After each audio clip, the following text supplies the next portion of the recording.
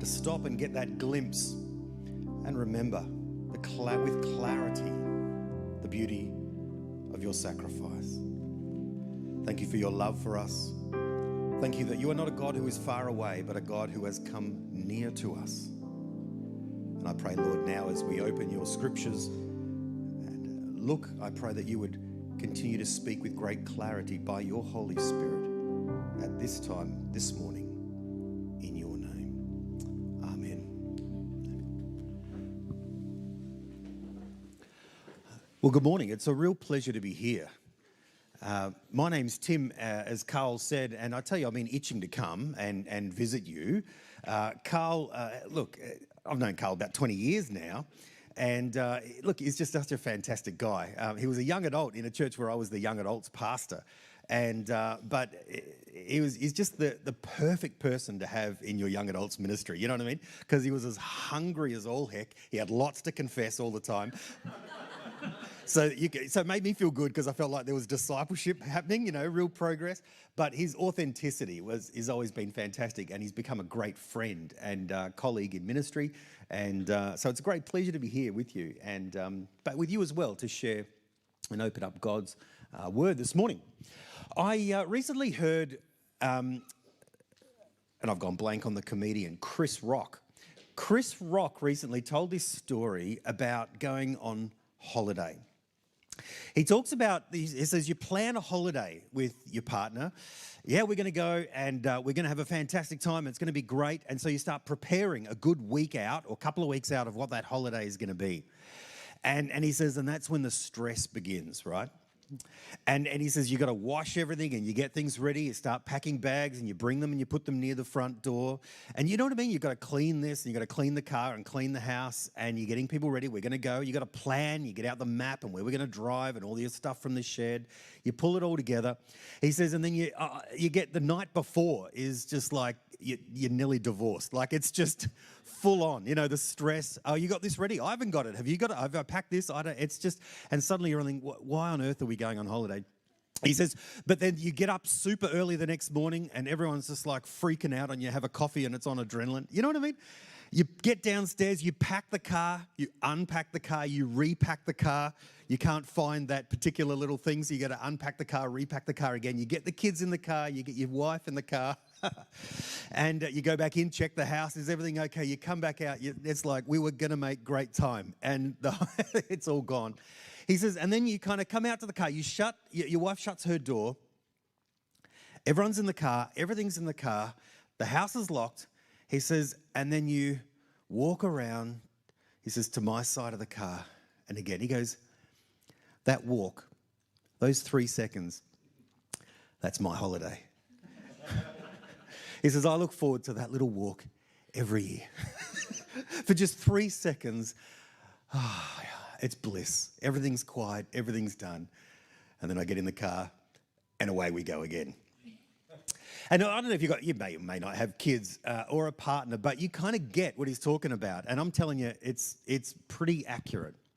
It's kind of this looking forward to this moment of rest, and then the stress of getting to that rest or that holiday or that break is kind of even causing more stress than it would otherwise.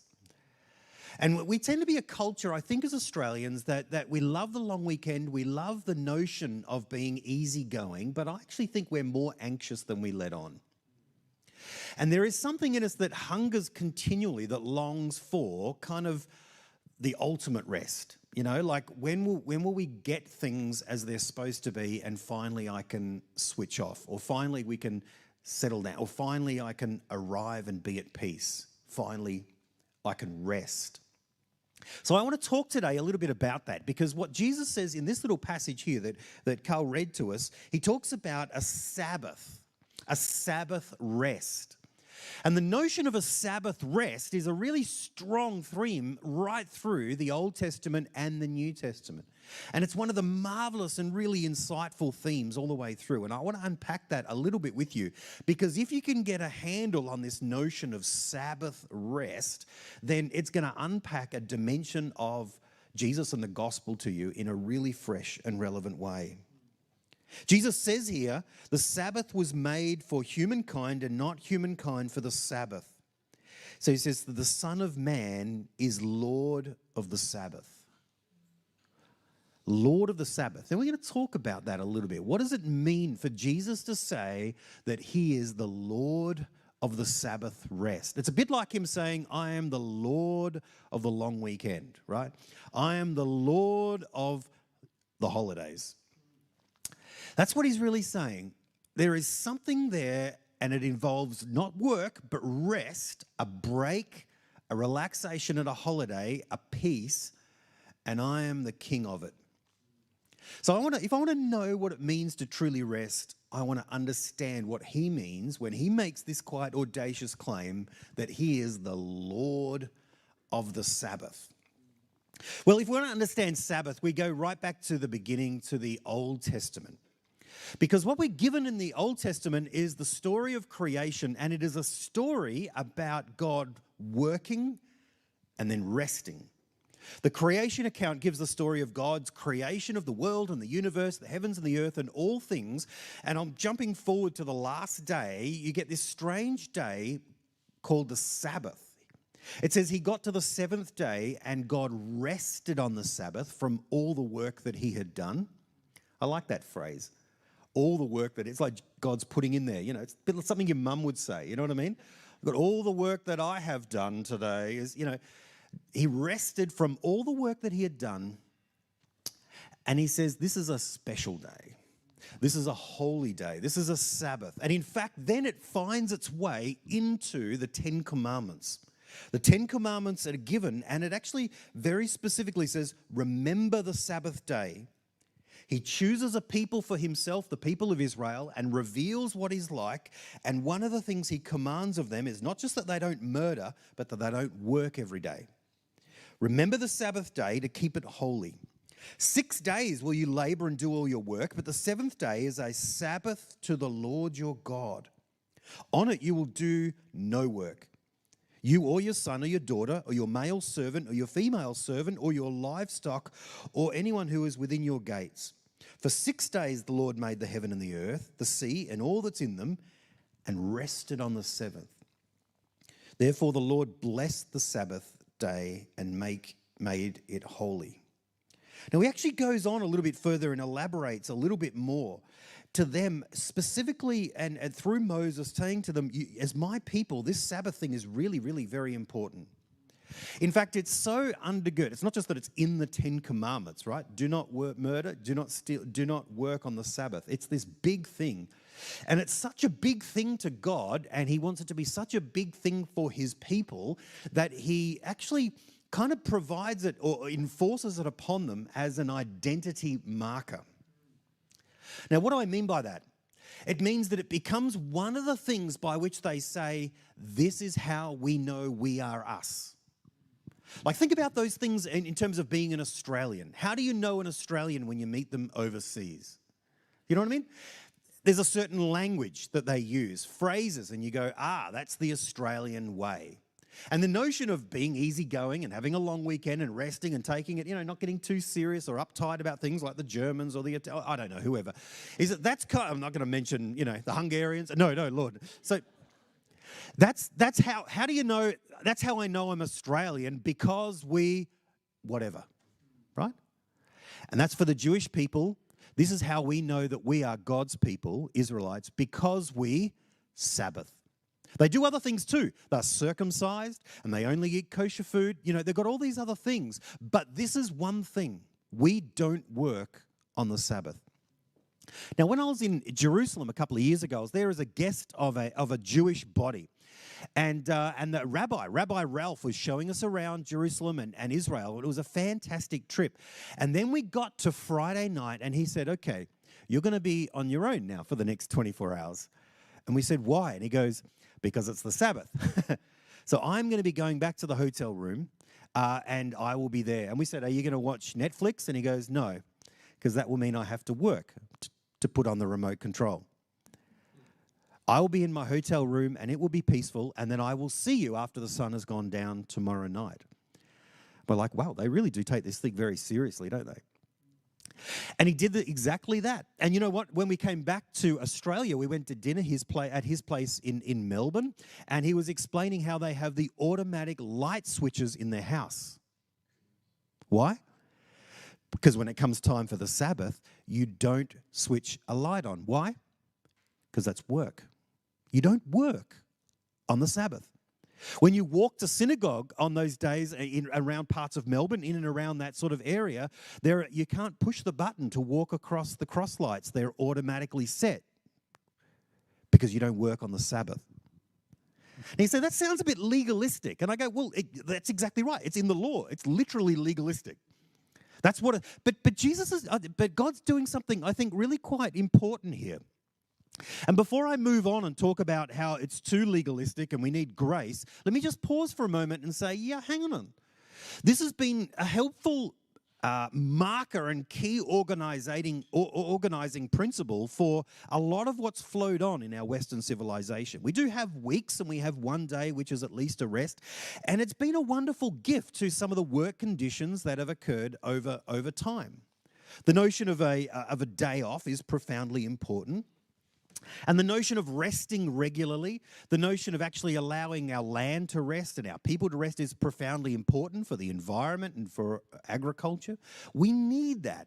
And we need it in the law because we know if it's not in the law, employers will exploit employees and make them work more than they should.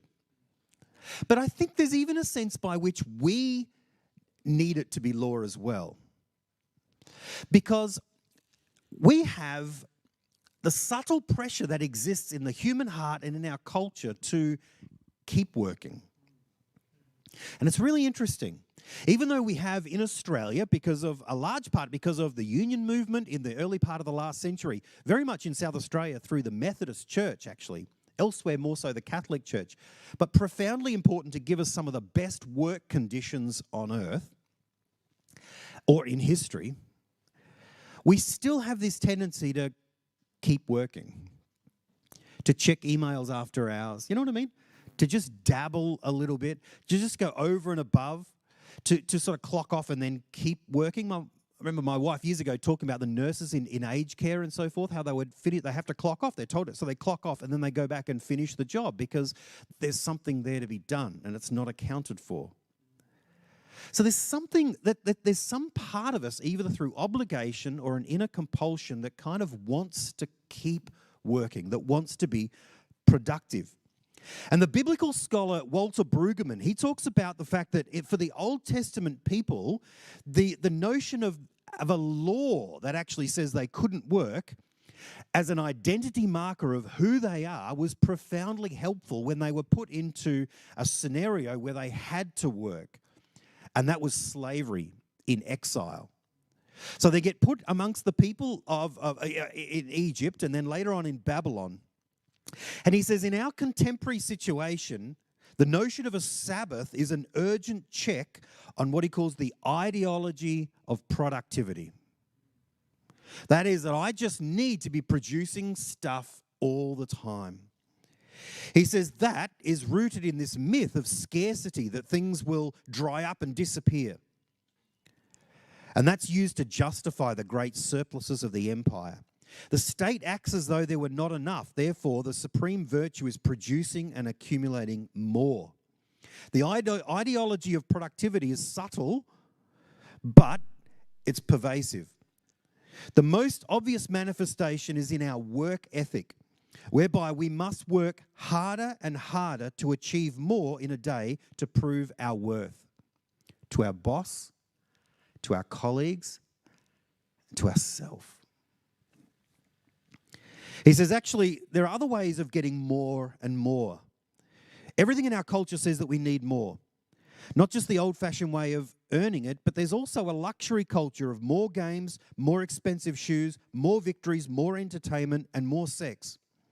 There's a culture of certain living that specializes in better stereo equipment, better wines, more vacations, a nicer home, a better neighborhood, a better school for the children, a new car. And there's a narcissistic cult of more jogged miles and more eating disorders, which is another mode of the brick quota. It's only when you really stop and see that under the surface, flowing through our culture, is this ongoing narrative of more, more, more. And you realize that actually you end up living very close to the edge sometimes. That even in my churches in Malvern, around the Unley, which is sort of an upper middle class area, very similar to this sort of area, and you see these homes and you see the money and you see the cars and you see the school expenses, you realize both people are working and underneath, people are paddling very, very hard and often living very, very close. And that anxiety that pervades through at that level of life can even exist within us as individuals, even if we're not at that level of life. To keep up, to have travelled, to have bought, to have looked, to have owned. More, more, more. And it comes down to this idea, I think, that we need something outside of ourselves to institute and say, enough, stop.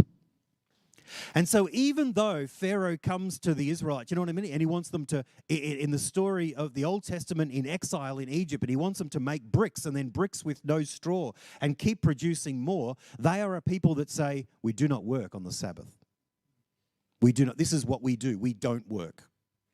Not this is who I am, I work. This is who I am, we rest.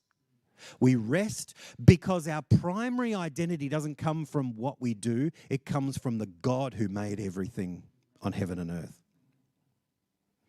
And so there's this really interesting notion that's a connection between worship and resting. It's really funny. Sometimes, because I'm a minister, it's kind of Sundays are kind of a work day, right? So I'm getting the kids out of bed to come down.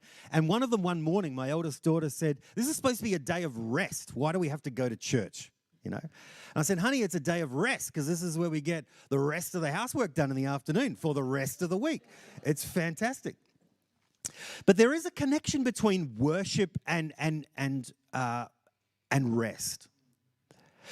And it's a really interesting and it's a subtle one because the reason we feel this level of anxiety about our work and anxiety about our life and pressure that's subtle to produce more and more is because our work tends to be the place from which we derive worth. We tend to live in our jobs. We tend to live in them and look to them to provide an identity for us. You might feel it in different ways, that pressure. You might feel it kind of as fear. That is, I have to work hard in my job for fear of losing it, right?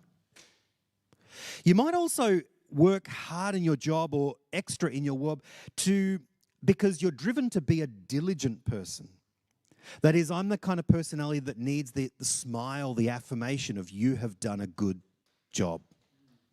There's another kind of variated version of this, I think, around parenting. Am I a good mum? Do you know what I mean?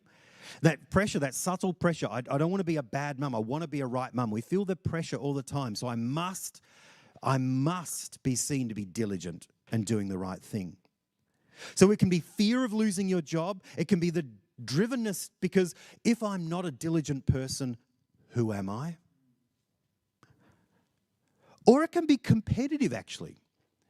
I need to go the extra mile at work all the time. I need to keep working all the time because I need to get ahead of the other person. I need to get the sale. So it can be competitive for the other people around about us. Or even without competition, without fear, without this drivenness to be diligent, we just may be ambitious. Ambitious to say, I want that. I want that pay rise. I want that office. I want that title. I want that image. Can you see how so much of what comes out of our work actually is a question of identity? How is this job helping me become the person that I actually desperately long to be? And if I can only get that, then I can rest.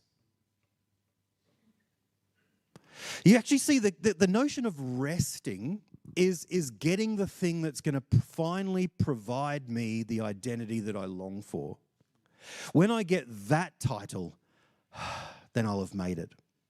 Then I can rest. When I get that amount of money, then we're okay. You know? When I become that, when I get that well known, when I get that contract, whatever it is, it's always out there in when. And so what we actually do is we pour ourselves into the job in order to get our worth from the job, for whatever that job and vocation and role is. It may be to please a parent. It might be to please a partner. It might be to be competitive, to get ahead of someone. It may just be some voice inside of us, this thing circling around and saying, you're nothing until you get that. But Tim Keller actually makes a wonderful point. He has a wonderful phrase. He says, if you live that way, and most of us default in the modern world live that way, if you live that way, where your identity is in your job, and he says the problem is if you're a success, it'll go to your head, and when you fail, it'll go to your heart. And I thought that's so insightful. That's so insightful. Because there may be successes, but only for a little while. Inevitably, you have to retire. Inevitably, you may lose your job. Failure will definitely come. And so resting your identity on something that's so fragile is not only going to make you a slave to it again and again for 40 years until largely you live and are forgotten, but you're also going to feel the anxiety of it, and then always hanging by a thread the risk of being destroyed by it. We need to rest, but we can't look to our job to provide us the rest we long for. And actually the law is helpful to a point, actually saying you must rest, you must have a day off. But we need more than that. The law actually can become quite tyrannical. And the Jewish people living under that law, there is a certain tyranny about it. You must rest.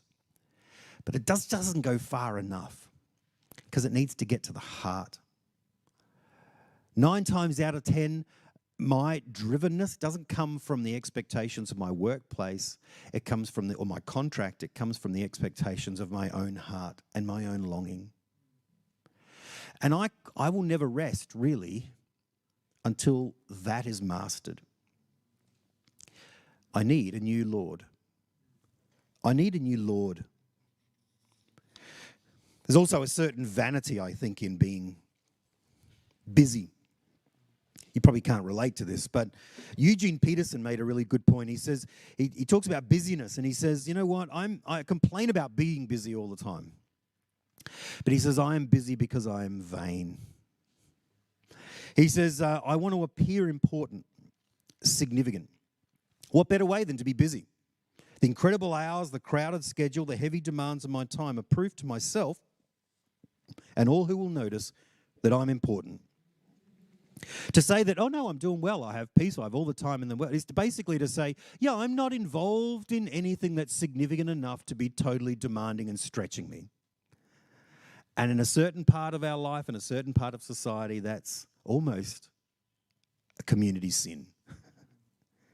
The busier I am, the more important I am. So how do you master that?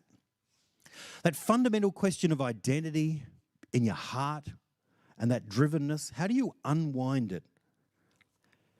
Well, the wonderful part about the Bible is it doesn't just finish with the law of the Sabbath. That gives us something provisionally. But then we get to this scripture where the hypocrisy of the law, the ridiculousness of it is kind of shown up. The disciples are walking through the fields and they just grab a few grains, right? And the people say, hang on, you shouldn't be working on the Sabbath.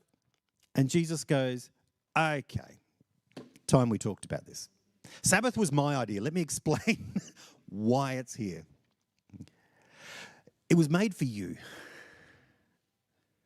You were not made for it.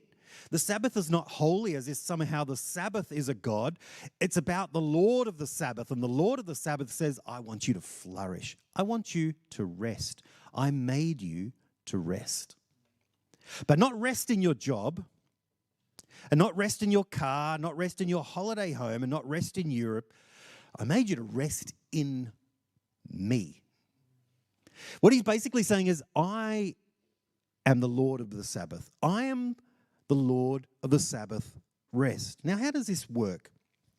What he basically says this, and this is explained, this goes, once you see it through the Bible, you see it in Jesus' teaching, and then it continues all the way through. And it's made even more explicit in the book of Hebrews. And the writer in Hebrews is basically focused on explaining why Jesus' way is better than the way that has come before. It's really illuminating and explaining how the new way in Jesus fulfills what has come before in the Old Testament. And the writer writes this, therefore, since the promise of entering a rest still stands, let's be sure that none of you have fallen short of it. But God has promised there will be a time when we will enter that rest, and it still remains for some to enter a Sabbath rest. And then he goes on, for if Joshua had given them a rest, God would not have spoken about another day. There remains then a Sabbath rest for the people of God. For anyone who enters God's rest also rests from their works, just as God did from his. Let us therefore make every effort to enter that rest so that no one will perish by following their example of disobedience. Now I want you to notice one little letter in what I just read to you. It's the letter S at the end of work. For anyone who enters God's rest also rests from their work? No. From their works. This is really interesting. In talking about the practical way of Sabbath rest provides for us an opportunity to rest from our work, what the writer of Hebrews is saying here is actually what Jesus has done is not just come along and said, hey, here's a Sabbath so that you can rest from your works, but he's actually come along and said, you need to rest from your works. See, the work is the external things that you do in your job and around your house and in your family and vocation. Your works are the attitude and the way in which you come into those things to try and achieve status and pleasing and rest with God. In other words, the things that you do for your job is work. The things that you do for an identity are works. You actually don't just need a break from your work. You actually need to let go of the works. I actually need to find a way to come and do the work, which is good. God created work. Work is good. All the work that God has done, he said. Work is a wonderful way of worshiping God, serving the common good in society, providing for my family. Work is wonderful. Works will kill you. So what he's basically saying here is this. There remains a Sabbath rest for the people of God. Anyone who enters God's rest also rests from their works. What he's saying is you don't just need a Sabbath to rest from your work.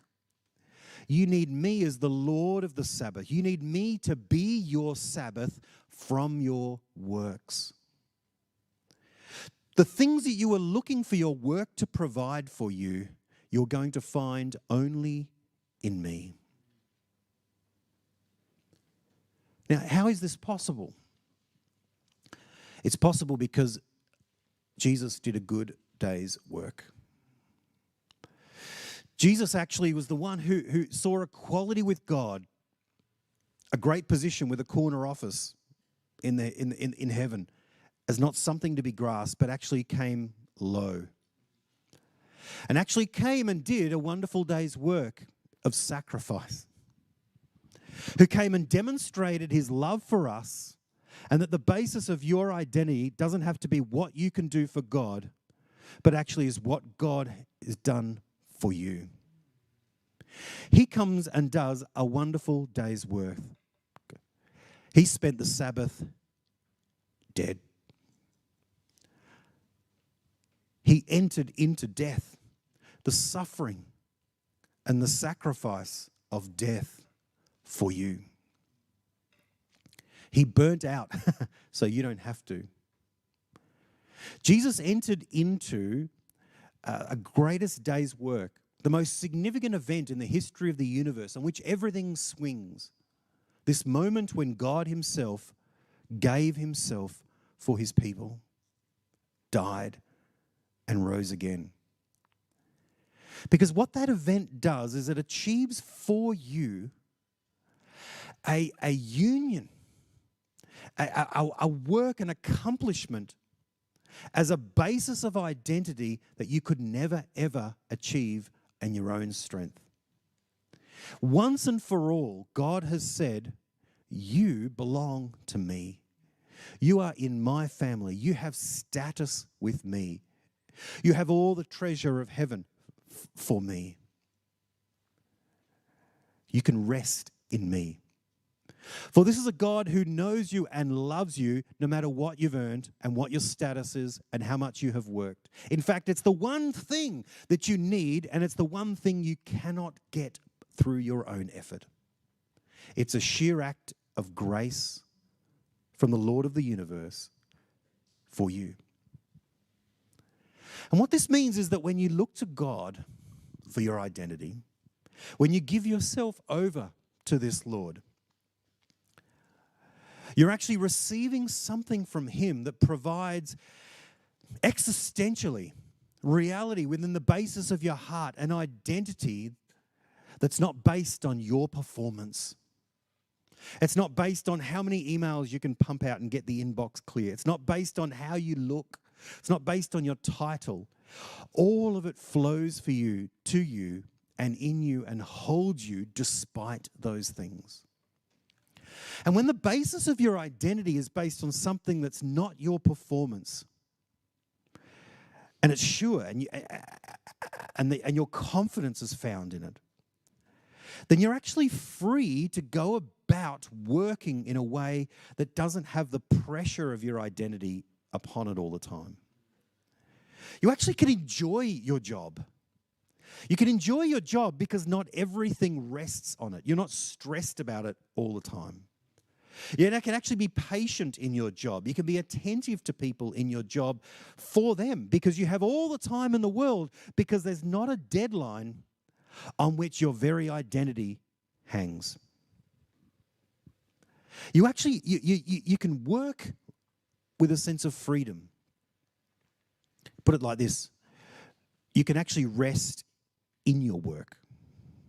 Not just from your work, you can rest in your work. I don't know if you've ever had one of those days, maybe it's just my personality type, maybe Carl too, where you find yourself running to the car. Have you ever done this where you're in the middle of the day and so forth, and you're walking back to the car to go somewhere, and I suddenly realized one day I was running to the car. And I suddenly stopped and went, why am I running to the car? And I realized I'm just sort of pumped up on work, and I got this going, and I got this happening, and so forth. And so I'm trying to save about 2 seconds going from my last meeting back to the car to open I'm actually running to the car. And I suddenly realized, hang on a second, this is ridiculous. It's because there's a narrative playing out that I must get there, I must get it done, I must have the, and there's a pressure. And actually what I need is not to rest. It's not just to get it all done because then I can get home on Friday and I can switch off and rest from my work. What I need is something in that moment that says, hey buddy, stop. You can walk, right? You don't have to run. You need to rest in the work. I need to actually stop and go, you know what, I could stand here for 10 seconds and just look at the sunshine, and the world is not going to end. But to do that, what I need to do is not have my identity in anxiously what's going to happen next and my need to make it all okay. I actually need to be present, which means I need to have a confidence that doesn't come from how is this going to go now. And let me tell you, while I'm talking about work, let me talk about those of you going to have kids and children at this age, or you may have children already. This is profoundly relevant, and in fact, even more so in parenting. Because the number one thing that your children need apart from food and shelter and all the rest of it, is a parent who is less anxious than they are. We have a profoundly anxious community. We live with an anxiety. We're more anxious than we let on. All of us, and COVID's made it worse. Social media makes it worse. Modern life is rubbish. And we need to find something to break that cycle. And children feel the anxiety of the household. They feel your anxiety. Your number one job as a parent is to be less anxious than your children. They will feel anxious from school and all these other things. I've got teenagers now. I go, if I'm anxious, it's going to amp them up, and that's going to turn into ugly things. I need to show that there is a basis of life, a confidence, something in which I can rest that doesn't come from what people think, from my job, from those external things. Which means I need a Lord of rest. I need a Lord of the Sabbath. And so I want to encourage you. If you have never heard this kind of talk before, or you're unfamiliar with how that'll work, there's a lot of different and new things in this. But I want to give you this honest and authentic hint. The answer to rest is found in Jesus Christ. Give yourself over to the Lord Jesus Christ. Give yourself over to a God who has made everything and who calls us to work and calls to rest and says, I made you to rest in me. If you are a person whose personality type lends itself more to that way, you may feel the cultural expectations of your parents. You may feel the cultural expectations of your workplace, of the narrative going around the story, the words in your head. Whatever it is that calls you to that place of unending productivity, the pressure for more, for more, for more. Don't just let the law of God speak into your heart that says you need a day off and you need a break. Your doctor will tell you that. Your parents will tell you that. But your God says something more. He says, come to me, all you who are weary, and I will give you rest. Let's pray. Lord Jesus, even as I preach, I can feel your Spirit ministering your gracious words to my heart too.